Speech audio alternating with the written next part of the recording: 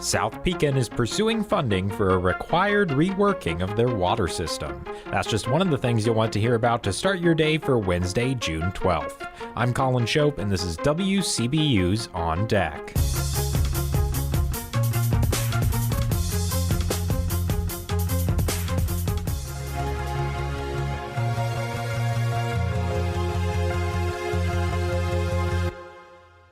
First on deck today, a statewide grant increases the quality and types of gender-affirming care offered by Peoria nonprofit Central Illinois Friends.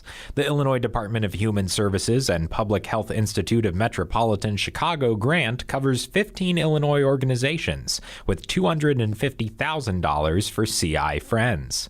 Public Relations and Marketing Manager Selena Pappas says the grant will train up their providers. Very often when transgender folks try to access care, be it gender affirming or just general medical care, they often run into medical providers who either aren't fully equipped to handle their needs or are just straight up not interested in helping them. Other parts of the grant expand the nonprofit's services, like hiring a trans health navigator to work with patients one-on-one in coordinating care and facilitating the launch of an affirmative counseling program. Really, this is helping us to take the services we already offer for our trans and gender nonconforming clients and really take it to the next level. Pappas says the counseling program is planned for a launch in July. CI Friends already offers services traditionally thought of as gender-affirming care, such as hormone therapy. This and other clinical services will eventually all be bundled in the organization's new LGBTQ+ community center just off War Memorial Drive, opening later this summer. Here are some other stories we're following in the WCBU newsroom. Peoria County State's Attorney Jody Hoos says a Chillicothe police officer had no choice but to use deadly force to defend himself in a February 2024 shooting that left a man dead. And new data shows that Illinois arts groups are still trying to climb back from the pandemic. You can find more of these stories and all the details at WCBU.org. The village of South Pekin is hoping to obtain full outside funding for a state-mandated overhaul of its water system. The need stems from Illinois Environmental Protection Agency violations for manganese levels that exceed the allowable limit.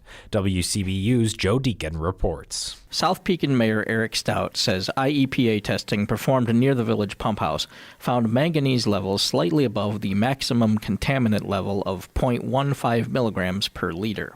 The water itself hasn't changed. The Illinois EPA changed their guidelines on manganese, which still isn't federally regulated, but Illinois has decided that they're going to do so. So we need to mitigate that. Manganese is a naturally occurring element found in soil, water, and air, and people need a small amount to stay healthy. But too much manganese can increase the risk of some health problems, particularly in young children. The IEPA cautions parents not to use tap water when preparing formula for infants under 6 months. Stout says he acknowledges the manganese issue needs to be corrected, but he says the village's water supply does not pose a threat to the community. As it gets away from the well, even within 100 feet of the well where we've got the village hall, we're underneath the limits that they've imposed. So the water is fine. I drink the water. Everybody in town has drank the water for 50 years, and it's never changed, basically. I don't believe that the water is any worse or better than it was then. Village board member Remington Hawkins notes the manganese problem isn't the only concern with the village's water infrastructure. The only other issue with the water system outside of that is the same issue that's been plaguing communities around the country is lead lines. Fortunately, in South Pekin, we don't have any lead lines that I know of. We still have some mains that have lead fittings. U.S. Representative Eric Sorensen has submitted a congressionally directed funding request for nearly $5 million toward the South Pekin Water Infrastructure Improvement Project. Stout says the potential funding presents an opportunity to upgrade the entire system. We're going to expand the pump house. We're going to replace the mains, do the lead fittings on pipes between the curbside and the houses. Illinois has made that the responsibility of villages and townships and such in recent years.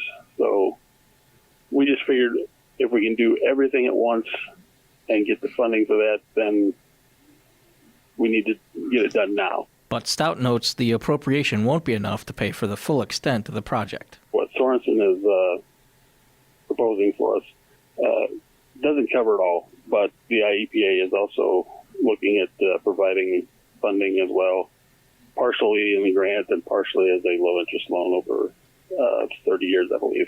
Hawkins says estimates place the cost at around $11 million. Something that people have to understand is that when we started this project, it was well below $11 million. Any governmental project seems to have a tendency to balloon.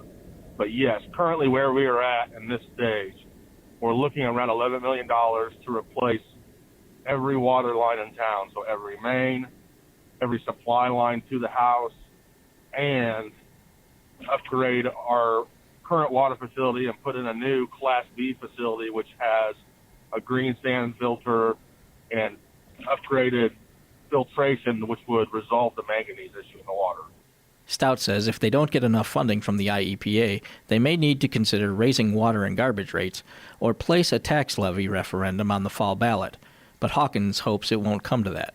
We are in a situation where I've never seen it before, and it's a blessing, but the funding amount that we think we might get is actually increasing. So I'm very hopeful that we can complete this project from start to finish, including any post repairs after the project, road work, stuff like that, that the project could have an impact on with little or no cost to the citizens. Stout says it will likely be next year before the project gets started. He says it probably will take more than 2 years to finish the work. The IEPA didn't provide comment before our deadline. For WCBU's On Deck, I'm Joe Deacon. Now, before we let you go, Chillicothe Days starts today at 5 p.m. at Chillicothe City Park. Through Saturday night, you can find carnival rides, live music, food, and more in the park.